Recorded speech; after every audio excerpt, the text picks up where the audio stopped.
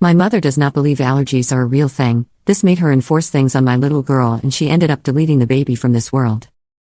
This happened 12 years, 2 months, and 13 days ago on Wednesday, November. The same year in May 2004, we welcomed our twin girls. My family was beautiful. Every time I took a picture of us, we looked like the families in the stock photos you can search for. My dear husband is an engineer, and I'm a college professor. We had a nice house in the city. Our children were healthy and happy. We even had a golden retriever named Argo. As if we weren't the picture of familial happiness as is, I can no longer look at the pictures of us because it makes me too angry. When my twin girls were born, we had no issues in the hospital. They were born right on their due date, latched perfectly, and passed all their tests with stellar stats. When we brought them home, however, we noticed that one of the girls, let's call her older, an older daughter since she was a whole 4.5 minutes older than her sister, was developing a rash. I hadn't really dealt with allergies in kids since my son didn't have them, and neither did any child or adult in my entire family. I wasn't sure what it was.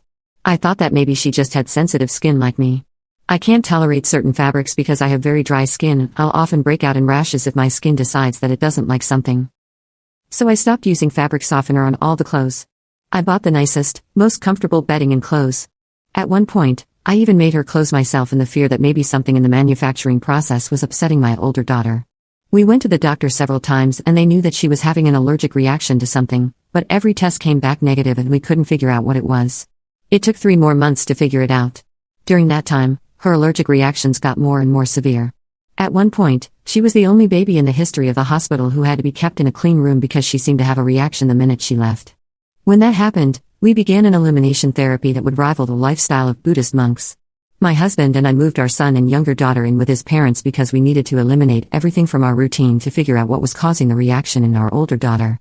We stopped using our soap, our shampoo, our deodorants, and our laundry detergents, and that was before we even got to our diet. It took us 3 more months, but we figured it out. Our older daughter was allergic to coconut. The doctors told us that it was a particularly rare allergen, so it wasn't on any of the skin test panels they ran.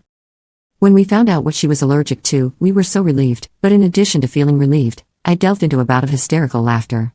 I laughed so hard I cried, and to this day my dear husband tells me that he doesn't know if I was crying from relief or pure happiness. You see, I come from a culture that uses coconut almost religiously. It's in our cooking. We break a coconut open at religious events. It's used in almost all sweets. It's in everything. The reason I was laughing was because of how much I hated one particular use for coconut.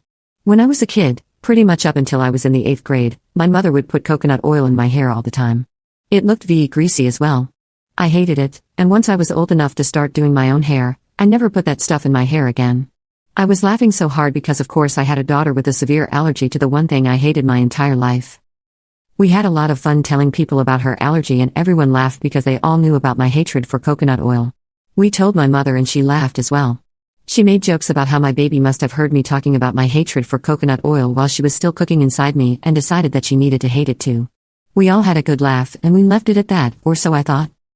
My mother and I have always had a contentious relationship at best. We got along well enough, but we disagreed vehemently on certain topics. She wanted a traditional daughter who would be religious, get her MA degree, marry a man that she and my father picked out, common where I'm from, have 2 kids, a house in the suburbs near her, and be a stay-at-home mom like her. I'm not religious in the slightest.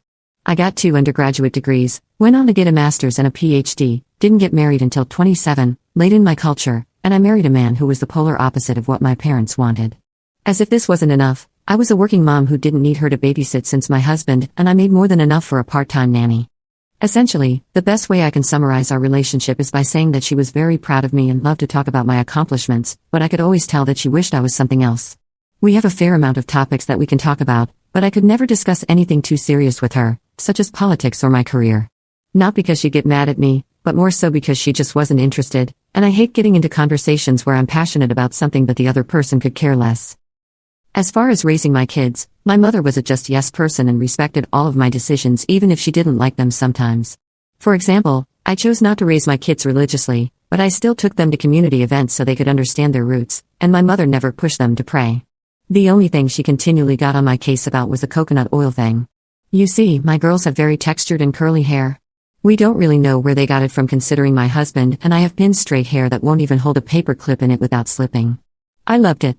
It was a little on the rough side and my mother always insisted that a little bit of oil would make the curls soft and more defined. I always said no. Sure, we could have used a different type of oil, but my girls were still so young and the allergy process had made me terrified of incorporating new things into their routine.